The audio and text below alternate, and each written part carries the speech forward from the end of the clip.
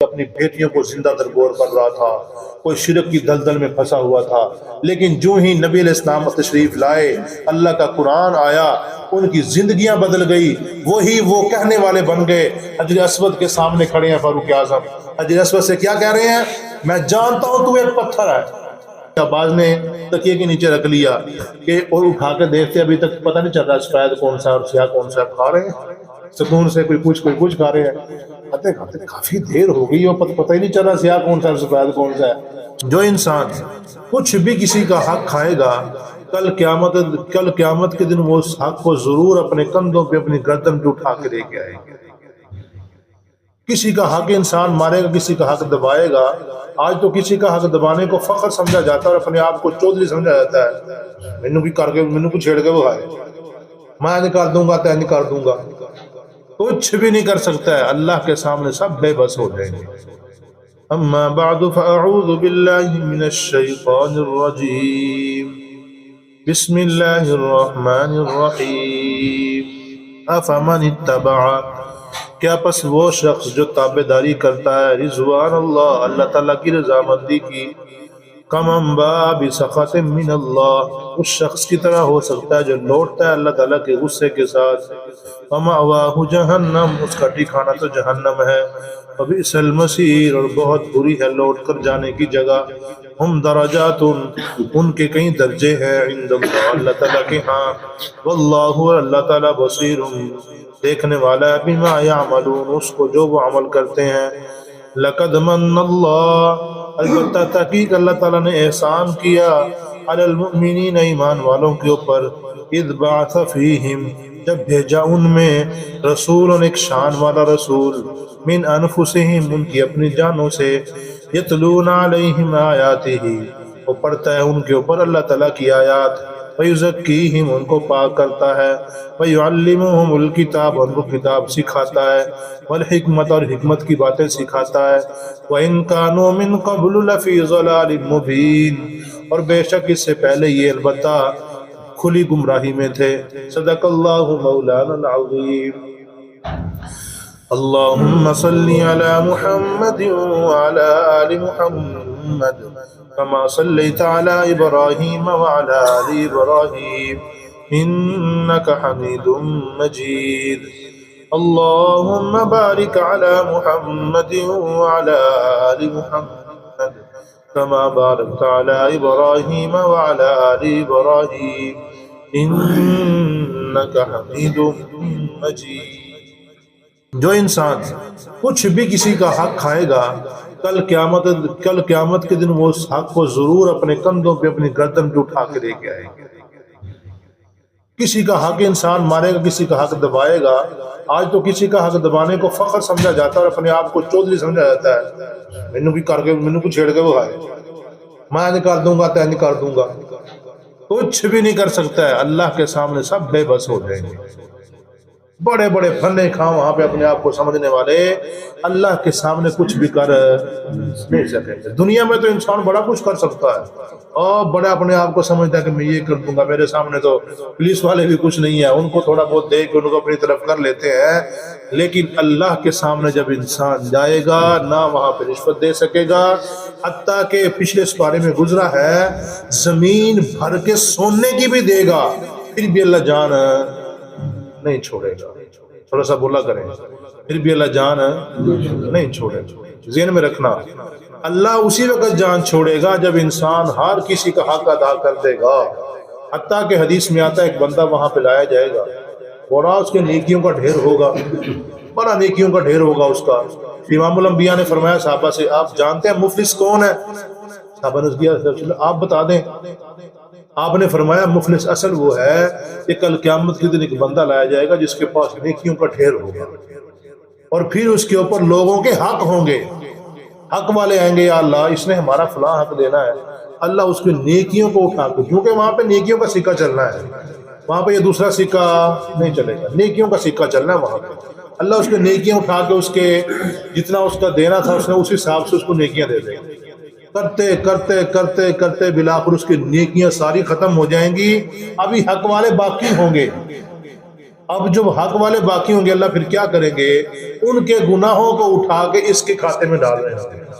جہاں پہ نیکیوں کا ڈھیر لگا تھا وہاں پہ گناہوں کا ڈھیر لگ جائے گا اور اس کو اٹھا کے جہنم میں پھینک دیا جائے گا۔ اس لیے انسان کو چاہیے کسی کا حق نہ کھائے، کبھی بھی کسی کا حق نہ کھائے، موقع مل رہا ہے پھر بھی نہ کھائے۔ آپ نے دیکھا ہوگا اکثر چلتے پھرتے جا رہے ہیں، رستے میں کسی نے کچھ ہی لگا اٹھا کے کھا کے، مالک نے دیکھا ہے نہیں دیکھا، اس کی اجازت ہے نہیں اجازت ہے۔ رستے میں اکثر پکوڑے والے سموسے والے جو ہوتے ہیں ان میں سے انسان پکوڑا اٹھا کے کھانا شروع کر دیتا ہے، پتہ بھی نہیں کہ ہم نے یہ کیا کیا ہے۔ کل قیامت کے دن اس کا بدلہ بھی دینا پڑے گا۔ ماں کا مطلب ہوتا ہے یعنی جہاں پہ آتا ہے نا یاتی بما غلّ یوم القیامہ، جو کچھ بھی کیا چھوٹے سے چھوٹا کسی کا حق وہ بھی کل قیامت کے دن وہاں پہ سامنے آئے گا۔ اس لیے بچا کریں، کوشش کریں گے انشاءاللہ۔ آگے فرمایا افمن اتبع رضوان اللہ، کیا بھلا وہ شخص جو اللہ تعالیٰ کی رضامندی کے پیچھے لگا رہتا ہے کہ اللہ کیسے راضی ہوگا، اللہ کیسے راضی ہوگا، اللہ کو راضی کرنے میں لگا رہتا ہے۔ اور کمم با بسخط من اللہ، ایک وہ شخص ہے جو ہر وقت اللہ کو ناراض کرتا رہتا ہے، ہر وقت اللہ کو ناراض کرتا رہتا ہے، بالآخر وہ اللہ کے سامنے بھی ایسی حالت میں جاتا ہے کہ اللہ اسے ناراض ہوتا ہے۔ اب بھلا بتاؤ ان میں سے صحیح کون سا ہے؟ وہی جو اللہ کو راضی کر کے جائے گا۔ تو نبی علیہ السلام یہاں سے مراد ہے کہ اللہ کے نبی جو اللہ کو راضی ہی کر کے چلے گئے ہیں، اس کے مقابلے میں وہ شخص جو اللہ کو ناراض کر کے گیا ہے وہ شخص بہتر ہے جو پہلے والا ہے۔ لہذا وَمَأْوَاهُ جَهَنَّمُ، جو انسان اللہ کو ناراض کر کے جائے گا، اللہ کی ناراضگی کے ساتھ اللہ کے سامنے جائے گا، اس کا ٹھکانہ جہنم ہوگا۔ اور وَمَأْوَاهُ جَهَنَّمُ وَبِئْسَ الْمَصِيرُ، اور بہت بری ہے وہ لوٹ کے جانے کی جگہ، بہت بری جگہ ہے۔ اللہ ہم سب کو اس سے بچا کے رکھے۔ آگے فرمایا ہم درجات عند اللہ، ان کے درجے ہیں اللہ کے ہاں، ان کے اللہ کے ہاں درجے ہیں۔ ایمان والوں کے بھی، ایمان والے بھی یہاں سے مراد ہو سکتے ہیں اور دوسرے بھی جو بے ایمان ہیں وہ بھی یہاں سے مراد ہو سکتے ہیں۔ ایمان والے مطلب ان کے اللہ کے ہاں بڑے درجے ہیں، اللہ کے ہاں بڑا مقام ہے ان کا، اور دوسرے اگر بے ایمان یہاں سے مراد لیں تو مطلب ان کے بھی جہنم میں کئی درجے ہیں، کسی کو اوپر، کسی کے نیچے، کسی کو اس کے نیچے، کسی کو اس کے نیچے ڈالا جائے گا۔ آگے فرمایا واللہ بصیر بما یعملون، اللہ تعالیٰ دیکھنے والا اس کو جو وہ عمل کرتے ہیں۔ اللہ ہر وقت ہر انسان کے ہر عمل کو دیکھ رہا ہے، کوئی بھی انسان کسی بھی وقت اللہ کی نظروں سے دور نہیں ہو سکتا ہے۔ آگے فرمایا لقد من اللہ، آگے اللہ پاک اپنا احسان جتا رہے ہیں، اللہ پاک اپنا احسان بتلا رہے ہیں، دیکھو میں نے تم پر کتنا بڑا احسان کیا ہے۔ کس بات میں؟ لقد من اللہ، البتہ تحقیق اللہ نے تم پر احسان کر دیا، کس پر؟ علی المؤمنین، ایمان والوں کے اوپر۔ کیا احسان کیا؟ کوئی چھوٹی چیز نہیں ہوگی، یہ بہت بڑی چیز جس کا اللہ پاک خود احسان جتا رہے ہیں کہ دیکھو میں نے تم پر احسان کیا۔ وہ کیا ہے؟ اذ بعث فیہم رسولا من انفسہم، کہ میں نے ان لوگوں کے اندر، ایمان والے لوگوں کے اندر انہی کی اپنی جنس سے ایک رسول بنا کے بھیج دیا۔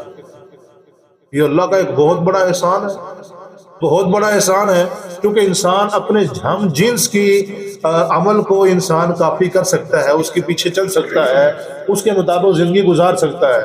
اگر ہم جنس نہ ہو، اس کی جنس ایک دونوں کی نہ ہو، پھر اس کے پیچھے چلنا اس کے لیے مشکل ہو جاتا ہے، وہ چل سکتا ہی نہیں ہے، وہ کسی اور قسم کے کام کرے گا، یہ کسی اور قسم کے کام کرے گا۔ اگر نبی علیہ السلام انسان نہ ہوتے، ہمیں اپنی ازدواجی زندگی کا کہاں سے پتہ چلتا؟ جو میاں بیوی کی زندگی گزارتا ہے انسان، یہ کہاں سے پتہ چلتا؟ کوئی سمجھ آئی کو نہیں آئی؟ اور دوسرا، نبی علیہ السلام اگر انسان نہ ہوتے تو گھریلو معاملات ہمیں کہاں سے پتہ چلتے؟ اس سے معلوم ہوتا ہے کہ نبی علیہ السلام انسان ہے تو یہ انسانوں کے اوپر بہت بڑا احسان ہے اللہ تعالیٰ کا کہ پوری زندگی گزارنے کا رب العالمین نے طریقہ سکھا دیا کہ جیسے میرے نبی نے زندگی گزاری ویسے تم نے گزاری۔ اور پھر نبی کا کام کیا ہے؟ یتلو علیہم آیاتہ، وہ تم پر اللہ تعالیٰ کی آیات پڑھ کے سناتا ہے، ان آیات کے ذریعے پڑھ کے سنانے کے ساتھ کیا کرتا ہے؟ وَيُزَكِّيهِمْ، تمہارا تزکیہ کرتا ہے، تمہیں اندر سے پاک کرتا ہے، یعنی پاک کرنے کا سب سے بڑا ذریعہ اللہ کا قرآن ہے۔ انسان کا اندر جو ہے اس کا تزکیہ کرنا، اس کو پاک کرنے کا سب سے بڑا ذریعہ کیا ہے؟ اگر انسان قرآن کو چھوڑ کے کتابوں کی طرف بھاگے گا وہ پاک نہیں ہو سکتا، وہ الٹا زیادہ ناپاک ہوگا۔ کبھی کس کی، کبھی کس کی، کبھی کس کی بات پھر اس کے دماغ میں نہیں آئے گی، یار کس کی ماں سے یہ کہہ رہا ہے، وہ اس کو کر کے رہے ہیں، یہ سمجھ ہی نہیں آ رہی۔ تو سمجھنے کے لیے سب سے بڑا ذریعہ کیا ہے؟ اللہ کا قرآن. انسان کا دل مطمئن ہو جاتا ہے کہ اللہ کے قرآن میں ہمارے لیے یہ بات لکھی ہے, اس کے مطابق زندگی گزاریں گے. دنیا چاہے جو مرضی کرتی رہے, کہتی رہے, ہم اس کی بات نہ بھی مانے تو کوئی مسئلہ نہیں ہے. اللہ کی بات ہم مان رہے ہیں, بالکل انسان سکون میں رہتا ہے.